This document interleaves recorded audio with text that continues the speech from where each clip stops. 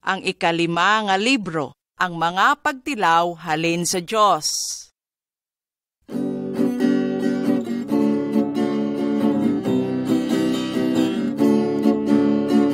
Oras ng problema, sa oras ng gulo, sa oras ng kaugaan, waya mo ko pabayi. Waya ka nagabago, waya ka nagakuyang, permi nagapalangga sa imo mga unga.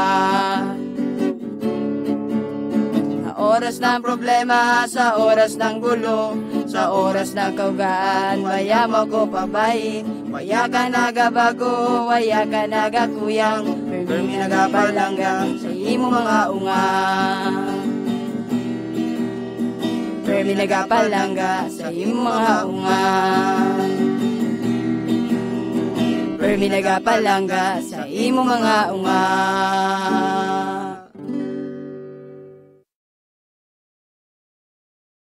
Kamusta sa tanan? Kari kang magpamati sa istorya ng mga tawo nga nakaagi ng pagtilaw halin sa Dios. Paagi sa pagtuo kag pagsunod ng mga tawo sa Dios, nalampasan ninda ang mga kasakit, kahugaan, kag aber pa ang kamatayon. Pamati sa kaset kag magsiro sa mga litrato. Siro ang masunod nga litrato pag mabatian mo ini nga tunog.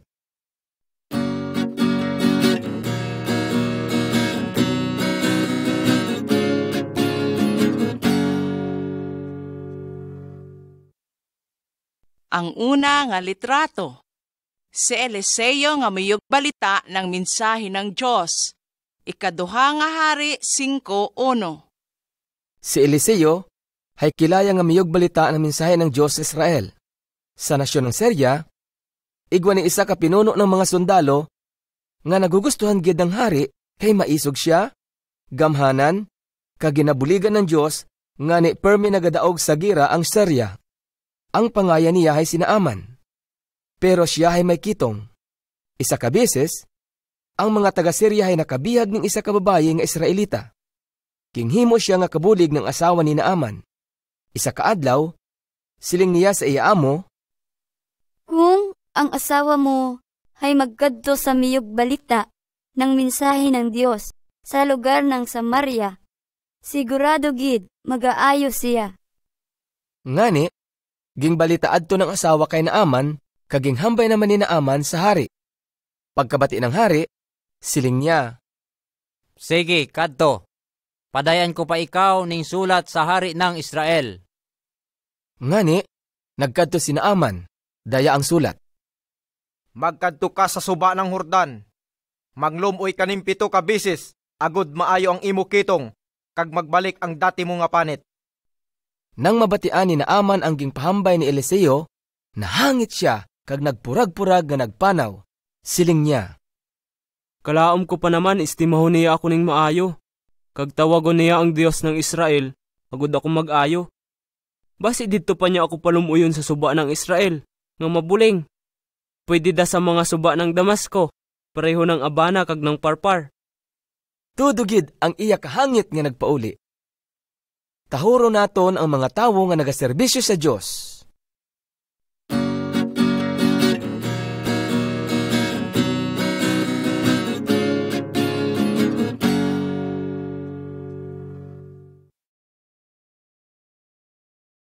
Ang ikaduha nga litrato, ang pag-ayo ni Naaman. Ikaduha nga hari 5:13. Mientras sinda nagapauli, nagpalapit sa iya ang isa niya nga kabulig. Siling sa iya, amo, di ba himuon mo aber mahuga pa dira ang ipahimo sa imo ng miyog balita ng mensahe ng Diyos? Ngani, nang mapenoino adto ni Naaman, nagkadto siya sa suba ng Hordan. Pag-abot niya didto, naglumoy siya ning 7 ka bisis. Kag pareho nang ginghambay ni Eliseo, nagbalik sa dati ang iya maayo nga lawas, kag nagkinis ang iya panit nga pareho sa panit ng unga. Magsunod kita sa ginatudlo sa ato ng mga tawo nga nagaserbisyo sa Diyos.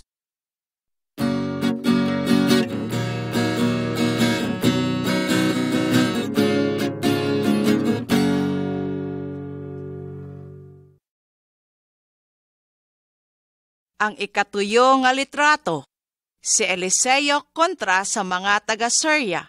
ikaduha nga hari sa 18.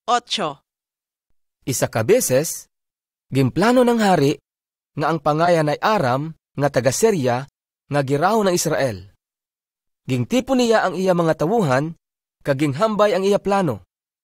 Gingtudlo niya kung diin nga mga lugar sinda mag-atake.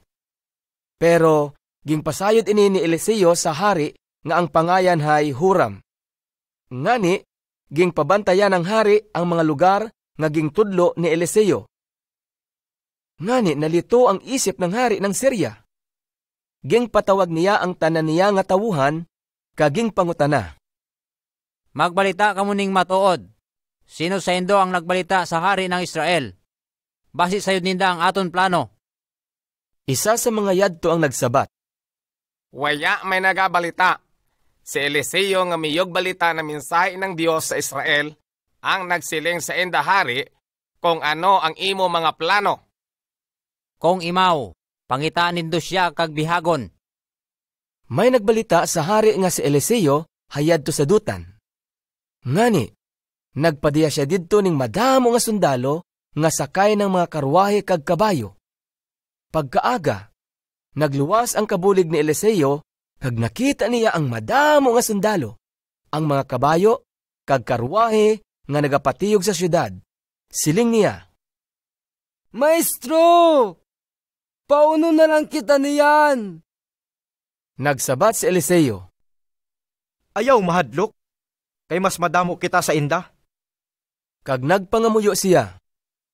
O Diyos, boksi ang iya espiritual nga paniro. Gingsabat ng Dios ang iya pangamuyo, kag nakita ng kabulig ni Eliseo nga ang bukid ay puno gid ning mga kabayo, kag karwahe nga kalayo, nga nakapalibot sa inda. Ano man ang aton nakikita nga mga problema, ituon naton ang aton paniro sa pangako ng Dios.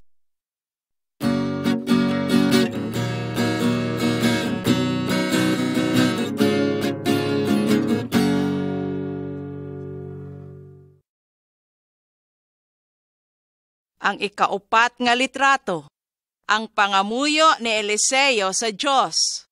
Ikaduha nga hari sa 18. Nang atakiho na sinda ng mga sundalo nga taga Syria, nagpangamuyo liwat si Eliseo. Diyos nga makagagahom, akon pangabay nga butaha sinda. Kag nabutangani ang mga taga Syria. Siling niya sa mga sundalo. Bukon diri ang dayan, kag bukon ini ang syudad. Sunod kamo sa akon, kay itodlo ko sa indo. Kag gingdayan niya ang mga sundalo sa Samaria. Pag abot didto, nagpangamuyo liwat si Eliseo. Diyos nga makagagahom, balikan ang inda paniro.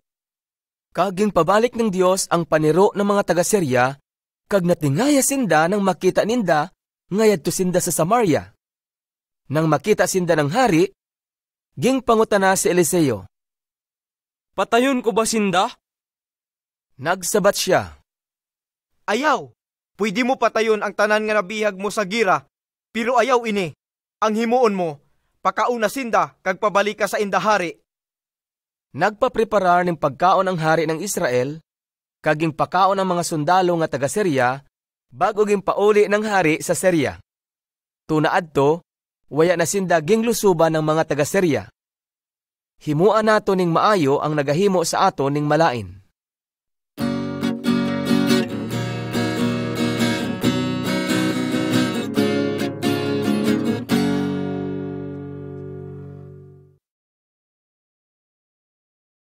Ang ikalima nga litrato, ang paglusob ng mga kaaway sa Samaria. Ikaduha nga hari sa 24. Waya madugay, igwaning isa ka hari, ang pangayan hay Ben-Hadad. Gingtipo niya ang tanan niya nga sundalo, kaging palibutan para sa kupon ang Samaria. Tungod diri, nagkaigwaning tudo nga tagutom sa Samaria, ngani ang mga bakyanon hay kamahay-mahay gid. Isa ka adlaw, mintras nagapanaw ang hari sa alihid ng pader ng gingharian, gingtawag siya ng isa ka babaye. Siling sa iya, Mahal na hari! Mahal na hari! Buligi abi ako! Nagsabat ang hari. Kung hindi ka buligan ng Diyos, diin pa ako mabuoy ning ibubulig sa imo. Waya ako ning mabubuyan pagkauno inumon. Nagpangutanas ay ang hari. Ano ba problema mo? Nagsabat ang babayi. Nagsinugdanan kami ng ini nga babayi. Ngay luto namo ng akon unga para may makaon kami niyan. Was, ang unga naman niya ang iluto namon. Ngani ginluto namon ng akon unga. Nang ginapangayo ko na ang iya unga para lutuon. Gingtago niya kag hindi niya itao. Nang mabataan ini ng hari, tinggisi niya ang iya baro. Kag nakita ng mga tawo nga siya gali ay nagasuksok ning kustal bilang tanda ng tudong kakalisod.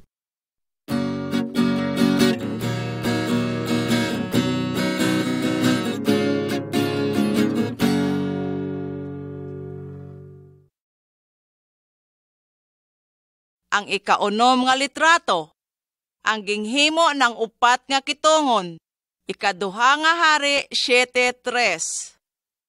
Padayon ang tudo nga tagutom sa bilog nga lugar ng Samaria. Igwa didto ning upat nga kitungon sa luwas ng gingharian. Siling ninda sa isa kag isa. Basi nga niyari kita diri nagakinayutot, Kag nagahuyat nga mamatay.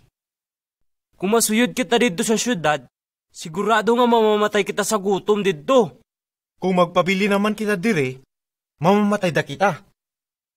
Maayo pa, makadto kita sa kampo ng mga taga-Syria. Kung hindi ninda kita patyon, Maayo. Kung Patyo naman ninda kita, matapos ng atong kaugaan. Ngani, nagkadto sinda sa kampo ng mga taga-Syria.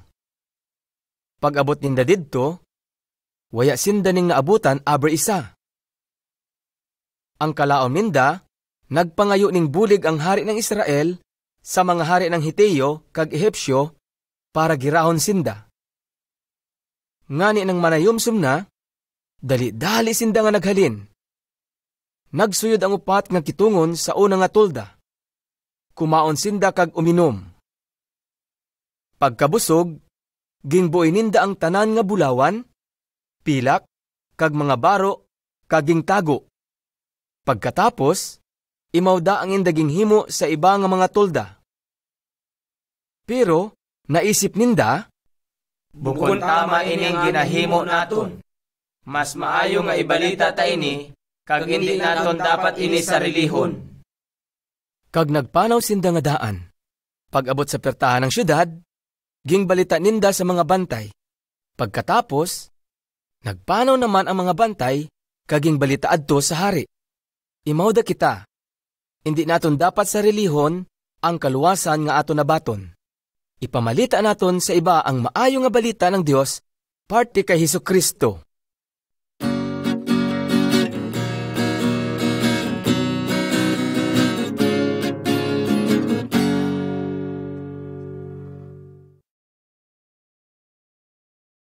Ang ikapito nga litrato, ang pagsuway ni Juna sa sugo ng Diyos.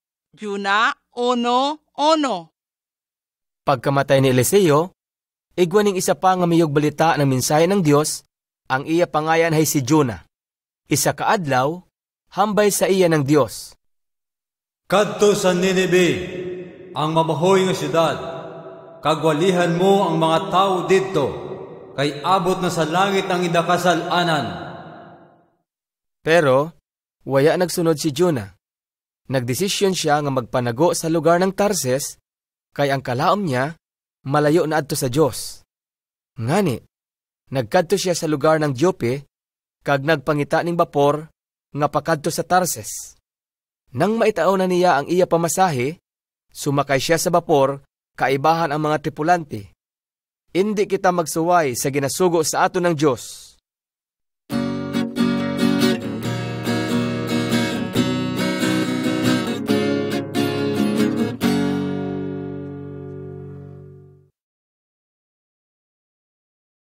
Ang ikawayo nga litrato, ang pagkaon ng balyena kay Juna.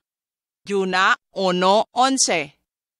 Nang sindahayad to na sa lawod, nagpaluwas ang Diyos ning makusog nga bagyo. Sa kakusog ng bagyo, halos masira ang bapor. Ngani tudugid ang kahadlok ng mga tripulante. Si Jonah naman ay hamuok na nagkatuyog sa idayom ng bapor. Nakita siya ng kapitan, kaging pukaw. Hoy! Tuyog ka ng tuyog dira! Bangon! Kag mga muyo sa Diyos mo! Basi kong kaluyan kita! Siling ng mga tripulante, Magbunot-bunotan kita para masayura naton kung sino ang kabangdanan initanan. kag nabunot ang pangayan ni Jonah. Ngani, ging pangutananinda siya. Ano ba ang ginahimo mo dire? Kag tagadiin ka? Nagsabat si Jonah. Ako ay Hebreo. Nagato ako sa Diyos, ang Diyos ng kalangitan, ang naghimo ng dagat kag ng duta.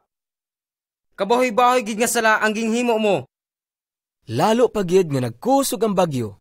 Ngani, ging pangutananinda liwat si Jonah. Anong gusto mo nga himuon namon sa imo para magkalma ang dagat?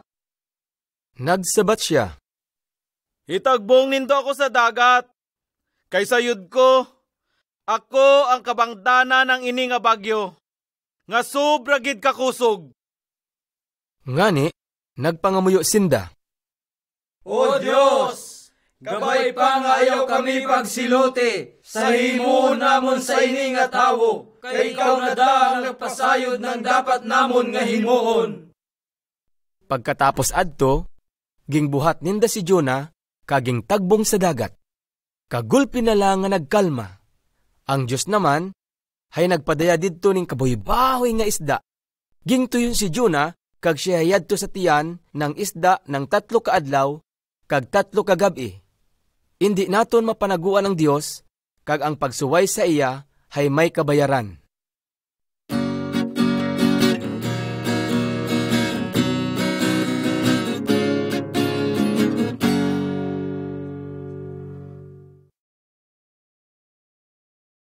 Ang ikasyam nga litrato, ang pagwali ni Jonah sa mga tao sa Nineve, Jonah 3:1.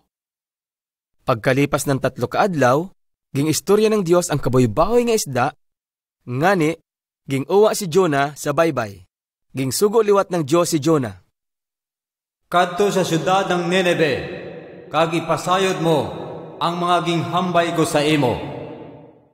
Ngani, nagkadto si Jonah sa Nineve. Sa kabahoy ng syudad, aabuton ini ning 3 kaadlaw kung panawon. Pag abot niya, nagsuyod siya sa syudad. Makusog niya ngaging pasayod ang paandam ng Diyos. Gugunawon ining Nineve, pagkalipas ng 40 kaadlaw. Nang mabatian ini ng hari ng Nineve, bumaba siya sa iya trono, nag-uba ng kapa, nagbaro daning kustal, kag nagpungko sa abo. Kaging papasayod niya sa mga taga Nineve. Ini hay sugo ng hari, kag ng iya mga pinuno. Waya ning magkaon aber isa. Waya daning mag-inom, aber tawo o hayop. Tanan nga tawo kag hayop hay magabaro ning kustal. Kag ang kada isa hay mga muyo sa Dios ning hugot sa tagipusoon. Talikuran ang tanan nga malain nga pagkabuhi. Nang makita ng Dios ang inda pagtalikod sa kasalanan, waya naging dayon ang paggunaw sa Nineve. Sa ini nga istorya, makikilaya naton ang Dios nga indi niya gusto nga silutan ang aber sino. Siya ay maluluyon, kag Dios nga mapinatawaron kung ang aber sino ay magtalikod sa sala kag magbalik sa Dios.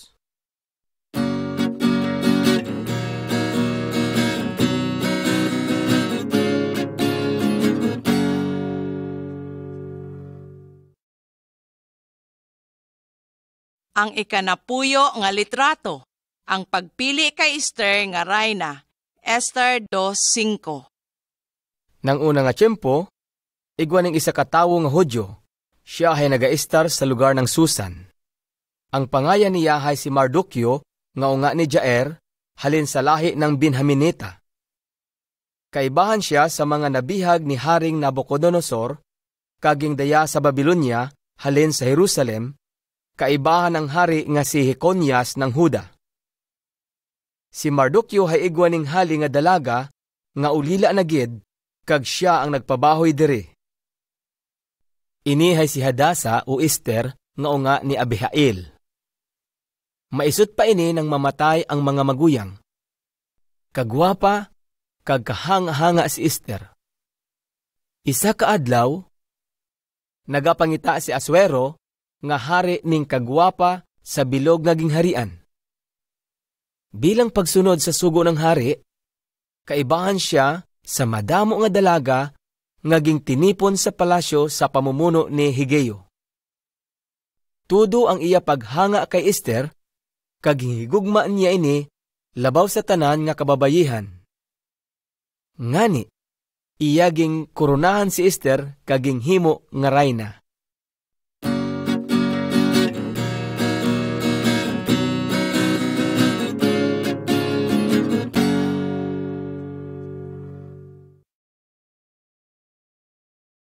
Ang ika-11 nga litrato.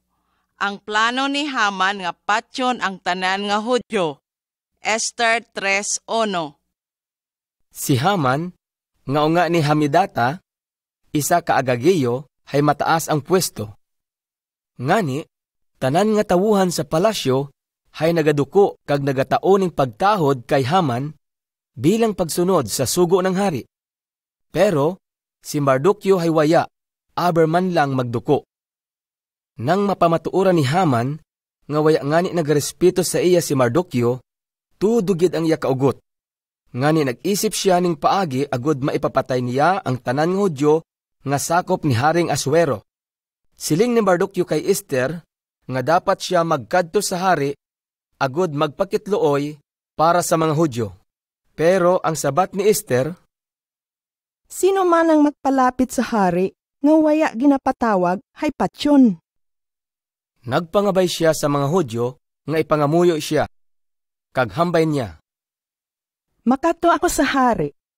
Kung ako man hay mamatay, di mamatay.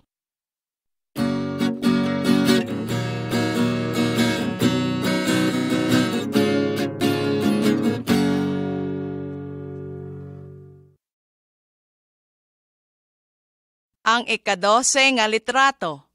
Gingpabitay ng hari si Haman. Esther 7:1. Gingsabat ng Diyos ang pangamuyo ng mga Hudyo. Isa ka adlaw, si Haring Asuero kag si Haman hay gingimbitar sa pangaduha nga punsyon ng rayna. Mintras sindahay nagainuman, gingpangutana siya ng hari.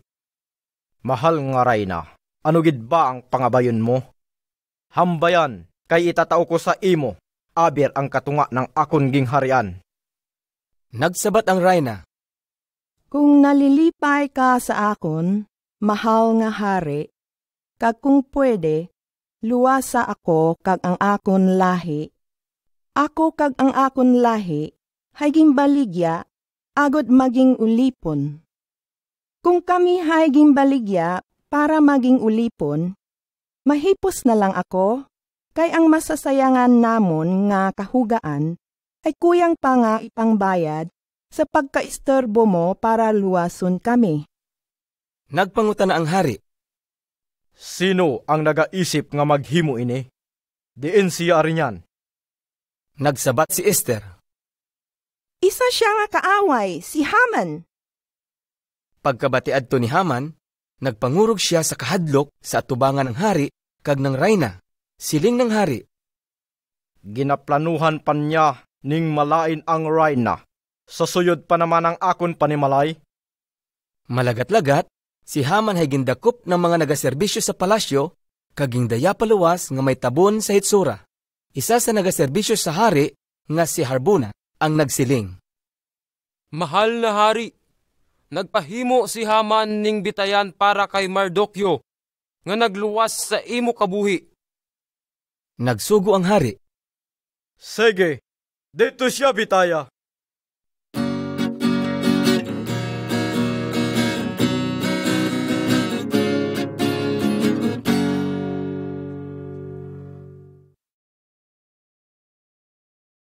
Sina Daniel kag Nehemia hay nabihag ng inda kaaway. Pero ang ginasamba ninda hay ang buhi nga Dios, ngani sinda hay gingbuligan ng Dios. Sirua ang masunod nga litrato, pag mabatian nindo ini nga tunog.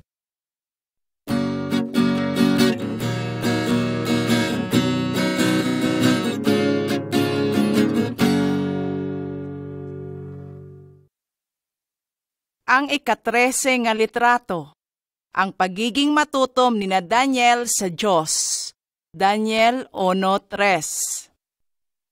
Nang una nga tiyempo, ang Huda ay buko naging matutom sa Diyos, ngani pinabayaan ng Diyos nga masakop ang Huda. Gingbuoy ni Nabucodonosor ang tanan nga kagamitan sa templo ng Diyos, kaging bihag ang mga tawo pakadto sa Babilonia. Sa ini nga litrato, makikita si Daniel kag ang iya tuyo nga amigo nga sina Ananias, Misael, kag Asarias nga pulos halin sa lahi ni Huda. Gingsugo pa ng hari nga tawan sinda ning pagkaon kag ilimnanon halin sa sarili niya nga pagkaon kag ilimnanon. Pero nagdesisyon si Daniel nga hindi magkaon ng pagkaon kag ilimnanon nga pataon ng hari agud hindi siya makakaon ning mga bagay nga mahigko suno sa kasuguan. Ngani, nagpalapit si Daniel sa gwardya nga nagabantay sa inda. Siling niya, Tilawin nindo kami sa suyod ng napuyo kaadlaw. Utan lang kag tubi ang itao mo sa amon. Pagkatapos, paparihua kami ng mga kasing edad namon nga ginapakaon nindo ning pagkaon nga pataon ng hari kag siruan nindo ang resulta. Kaging tugutan naman sinda. Tinghaon naton nga magkabuhi nga malimpyo sa paniro ng Dios paagi sa pagsunod sa iya mga sugo.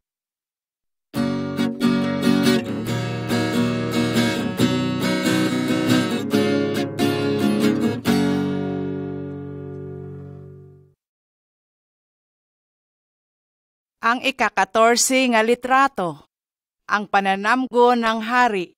Daniel 2:1. Nang una nga tiyempo, igwa ning isa ka hari nga ang pangayan hay Nabucodonosor.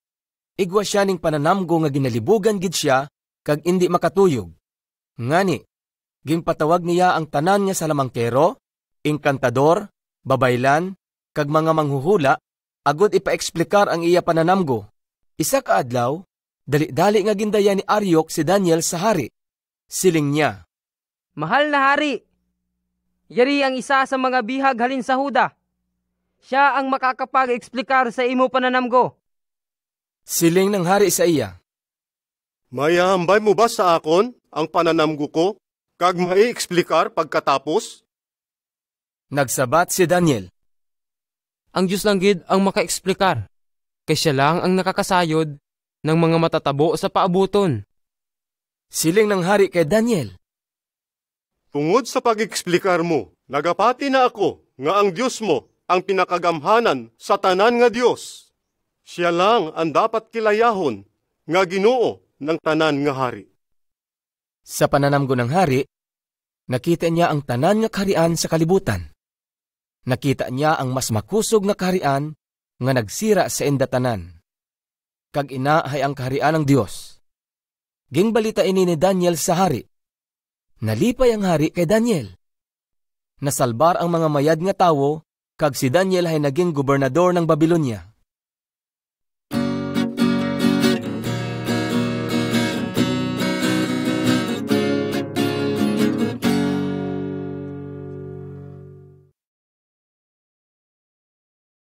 Ang ika-15 nga litrato, ang pagsamba sa mabahoy nga ribulto. Daniel 3:1. Isa ka adlaw, si Nabucodonosor ay nagpahimo ning kuhibahoy nga ribulto nga bulawan. Gingsugo niya sa tanan nga tawo nga magluhod kag sumamba sa ribulto pag mabatian ang tunog ng mga musika nga instrumento. Siling ninda, Mabuhay ang hari! Gingsugo mo nga magluhod, kag sumamba sa imo ribulto nga bulawan. Ang tanan nga makapati, pagtunog ng mga instrumento, kag aber sino nga hindi magsunod, ay ipipilag sa pugon nga may kalayo. Waya nagasunod sa sugo mo ang mga amigo ni Daniel, nga sina Sadrak, Misak, kag Abednego. Ang Diyos lang ang hindi ginasamba. may pila nga mga tawo ang nagkadto sa hari, kag nagbalita, Igwa pila kabilog nga mga Hudyo, ang waya nagasunod sa imo. Sindahay waya nagaluhod, kag nagasamba sa bulawan nga ribolto.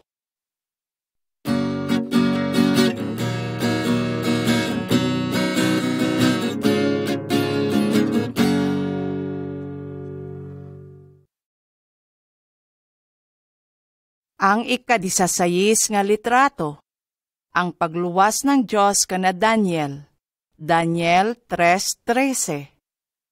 Ging patawag sinda ng hari, pag-abot ni na Sadrak, Misak, kag Abednego, ging pangutana sinda ng hari.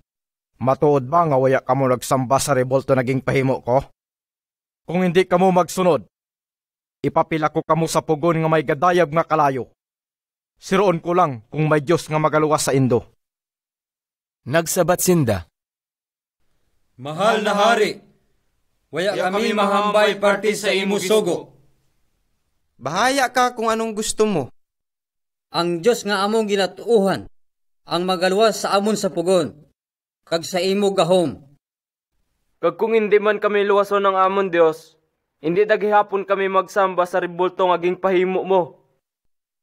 Nagpamuya sa tudo nga kahangit ang hari. Ngani, ging sugo niya nga painito ning 7 ka bises ang pugon. Ging pagapos da niya sina Sadrak, Misak, kag Abednego, kag ging papilak sa kalayo. Tungod sa pagsunod sa sugo ng hari, kag sa sobrang nga kainit ng pugon, namatay ang nagdaya kana Sadrak, Misak, kag Abednego. Malagat-lagat, napalukso ang hari. Nagpangutana siya sa iya mga tagapayo. Di ba hay 3 lang ang papila ko sa kalayo? Nagsabat sinda. Oo, mahal nga hari. Pero ba si upat ang nakikita kong panaw-panaw sa tunga ng kalayo, kagwaya na susunog? Kag adtong isa, ang sirok ko hay Diyos. Nagpalapit ang hari sa baba ng hornuhan. Siling niya. Kari ka mo dire, Sadrak, Misak kag Abednego, mga ulipo ng pinakamataas nga Diyos. Pagluwas ninda sa pugon, nagpalapit ang mga opisyalis kaging siro sinda maayo. Pero waya gid sinda ning makita nga paso o aberbaho man lang ng aso. Siling ng hari. Ayawan ng Diyos ni na Sadrak, Misak kag Abednego, kay waya ning Diyos-Diyosan na makaluwas sa tawo, pariho naging himo ng inda Diyos.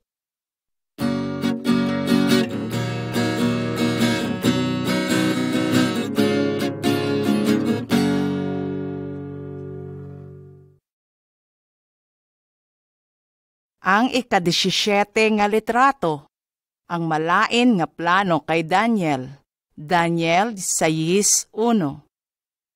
Si Daniel ay may otoridad nga halin sa Diyos. Inisip ng hari nga siya ay himuon nga tagapamahaya sa bilog niya nga gingharian. Ngani, ang duha niya nga kaibahan kag mga gobernador hay tudo ang kaili. Nagpangita sinda ning maibibintang kay Daniel, agot indi madayon ang maayo nga plano ng hari para sa iya. Pero waya sinda ning may makita kay matutom si Daniel sa iya trabaho. Ngani siling ninda. Waya kita ning maibibintang sa iya, puyra lang sa iya relihiyon. Kahinang yan, makumbinsita ang hari, nga maghimo ning layi, nga waya ning abersino nga magpangamuyo, sa abersino nga tawo kag Dios, purya lang sa hari. Ang hindi magsunod, hay ihuyog sa kulungan ng leon. Kag nagpasugot ang hari sa mga tawo, kag naghimo bag-o nga layi. Nasayura ni Daniel ang bag-o nga layi, pero padayon gihapon siya sa pagpangamuyo pareho ng dati niya nga ginahimo adlaw-adlaw. Nang makita siya ng mga kaaway, nagkadto sinda sa hari. Si Daniel, hay waya nagasunod sa imo layi, nga ginghimo.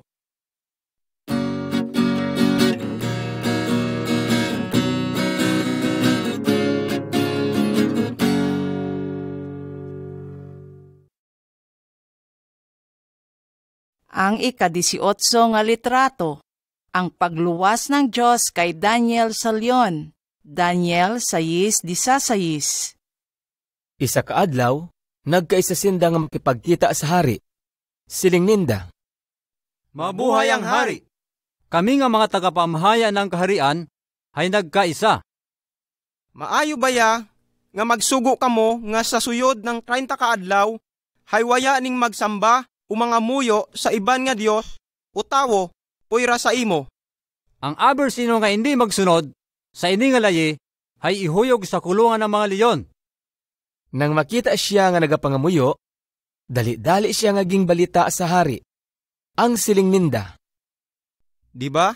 maging pirmahan ka nga layi, nga sa suyod ng 30 ka adlaw, hay waya ning mga muyo sa aber diin nga Dios o tawo, kundi sa imo lang. Kag ihuyog sa kulungan ng mga leyon, ang aber sino nga hindi magsunod. Nagsabat ang hari. Suno sa laye, ng Media kag Persia, hindi mababago ang akon ging pirmahan. Nang masayuran adto ni Haring Dario, nabaya ka siya, kag bilog nga adlaw, nga nag-isip kung paano niya luwason si Daniel. Pero, waya gid siya ning may nahimo. Ngani, gingsugo niya nga ihuyog si Daniel sa kulungan ng mga leyon. Hambay na lang niya. Kabay pa nga luwason ka ng Dios, ngaging serbisyoan mo ning matutom. Pagkatapos, ang hari ay nagbalik sa palasyo. Bilog nga gabi nga waya siya makatuyog. Aga pagid, nagbangon ang hari, kag nagkadto nga daan sa kulungan ng mga leyon. Pag-abot niya didto, malisod siya nga nagpanawag. Daniel! Matutom nga ulipo ng Diyos nga buhi! Gingluwas ka ba niya sa mga leyon? Nagsabat si Daniel. Mabuhay ang Diyos! Waya ako pagkauna ng mga leyon, kayang mga anghel nga ginsugo ng akong Diyos, ang nagbantay sa akon. Ginghimo niya ini kay sayod niya, nga waya ako ning kasalanan kontra sa imo. Ngani, tudugid ang kalipay ng hari, kaging pabira niya paibabaw si Daniel sa kulungan ng mga leyon. Nang siya hayadto na sa ibabaw, waya ning nakita aber maisot nga pilas sa lawas ni Daniel. Ang tanan nga may malaing nga plano kay Daniel, hay imaw ang ginghuyog ng hari, pati ang inda pamilya. Waya pa nga ni sinda nakasayad sa duta, hay kinagat na sinda ng mga leyon. Aber patyon man kita ng mga tawo nga waya nagatuo sa Diyos, may paglaom gihapon kita. Kay si Jesus ang aton hari, nga magatao sa aton ning kabuhi nga waya katapusan.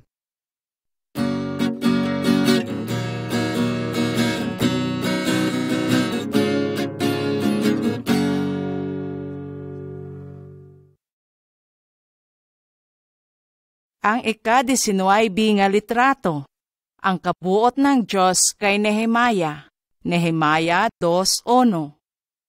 Nang unang nga tiyempo, isa sa mga nabihag ng Hudyo sa Persia ay si Nehemias.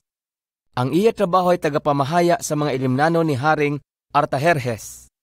Isa kaadlaw, mintras ginatawaan niya ning ilimnano ng hari, nahalata niya nga si Nehemias ay malisod. At tulang nga adlaw niya nakita si Nehemias nga tiyad adto. Ngani, gingpangutan na siya ng hari. Basi ka nalilisod? Sa siro ko ay waya kada sakit. Basi tiyad ka ina. Hinadlukan gid si Nehemias. Pero, gingbalita niya sa hari ang matuod. Siling niya. Nalilisod ako, kayang syudad nga ginlubungan ng akon mga maguyang, kag akon mga kalululuhan, hay wasak, kag sunog ang mga pertahan. Nagpangutanan naman ang hari. Oh, ano niyan ang gusto mo? Nagpasalamat si Nehemias sa Diyos, kag pagkatapos, siling niya kay Nehemias. Kung tugutan mo kunta ako, gusto ko nga magbalik sa Huda. Agud ipatindog liwat atong syudad nga gingsiling ko. Nagpangutan na liwat ang hari sa iya, nga katupad ang reyna. Mauno ka kadugay dito? Sano ka mabalik? Nagtaon naman si Nehemias ng pitsa, kaging tugutan naman siya ng hari. Nagpangabay pa siya, nga tawan siya ning mga sulat para sa mga gobernador sa kabuak ng Suba, agud paagihon siya pakadto sa Huda. Initanan higing himo ng hari, tungod sa kabuot ng Diyos kay Nehemias.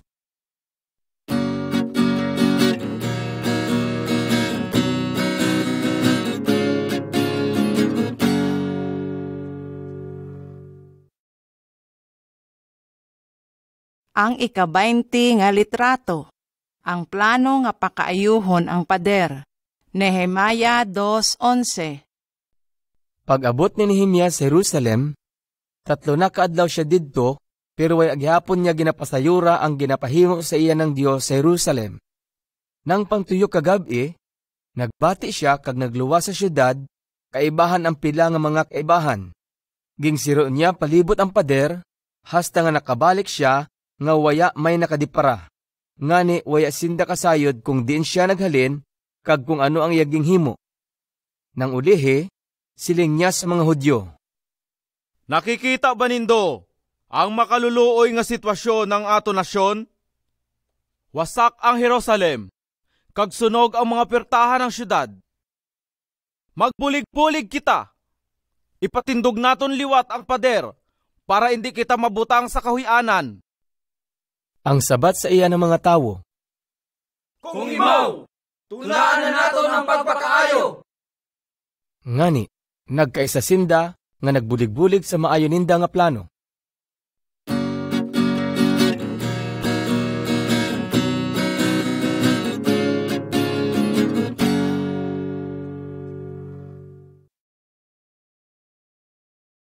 Ang ika-21 nga litrato, ang malain nga plano kontra kana Nehemia. Nehemia 4:6. Sirua ang litrato. Nagpadayon ang mga Hudyo sa pagpakaayo ng pader. Si Nehemias kag ang iya mga kaibahan ay may kalipay kag nagakaisa. Ngani, madali lang ninda napataas ang katunga ng palibot ng syudad.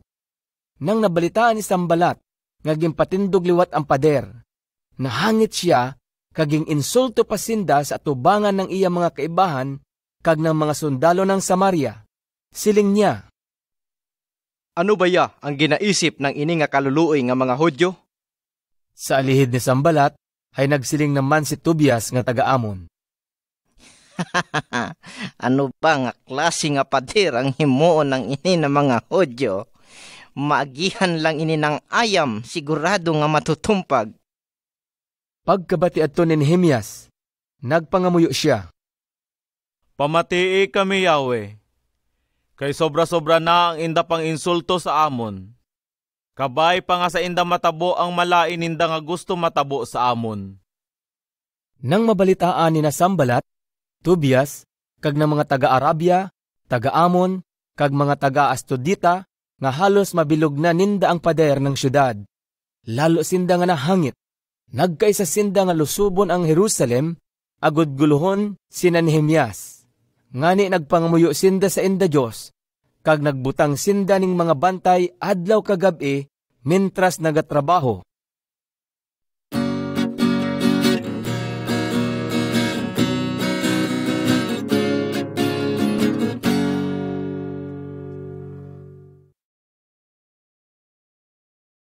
Ang ika-22 nga litrato, ang pagbasa ni Ezra ng Kasuguan, Nehemia 8:1.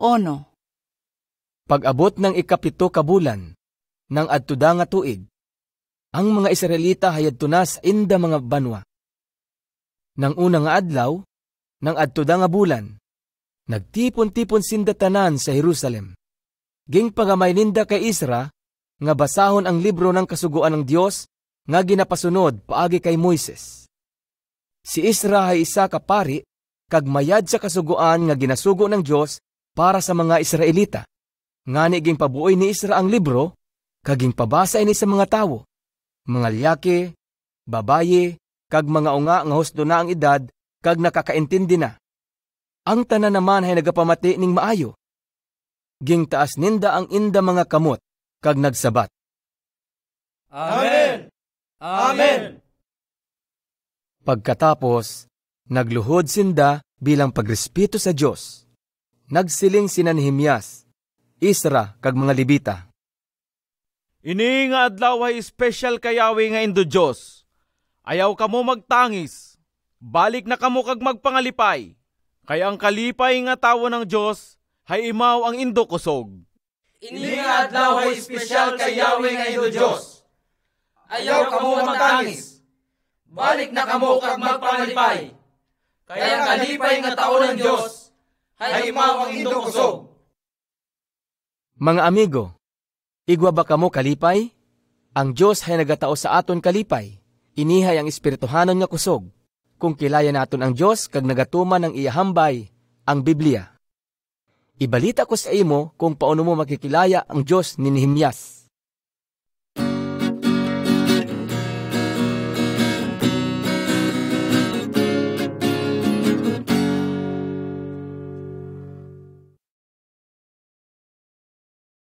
Ang ika-23 nga litrato. Ang pagkamatay ni Jesus nagtao sa aton ning bag-o nga kabuhi. Roma 5:8. Igwa lang isa ka paagi para makilaya ang Diyos. Si Jesus nga iyaging sugo. Sa ini nga litrato, ginapakita sa aton kung paano ginapabatyag ng Diyos ang iya sobra-sobra nga paghigugma nang mamatay si Kristo sa krus para sa aton tungod sa aton mga kasalanan. Kung kita magtuo sa iyaging himo sa krus, pagahimuon kita nga matarong sa atubangan ng Diyos paagi sa iya dugo.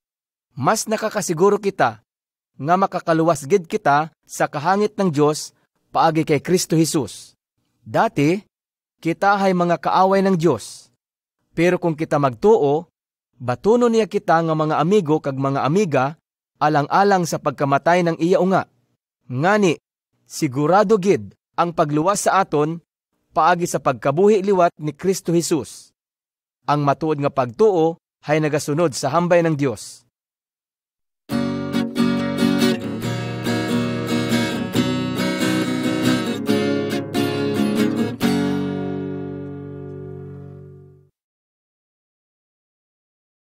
Ang ika-24 nga litrato.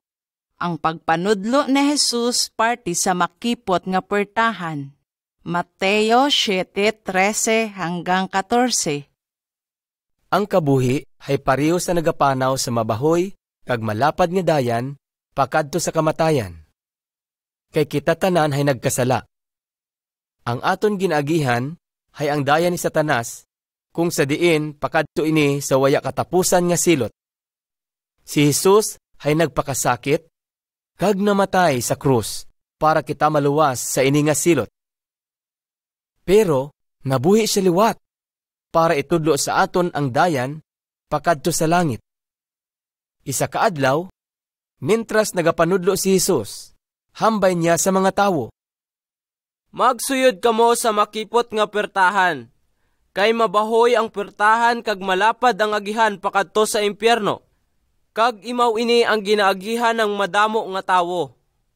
Pero makipot ang puwertahan kag makitid ang agihan pakadto sa kabuhi. Kag malaka lang ang nakakakita adto. Ako lang ang dayan. Waya ning aber sino nga makakadto sa Dios nga tatay sa langit, kundi paagi lang gid sa akon. Ngani, magpangamuyo ka kay Jesus, nga itudlo sa imo ng Dios ang matuod nga dayan.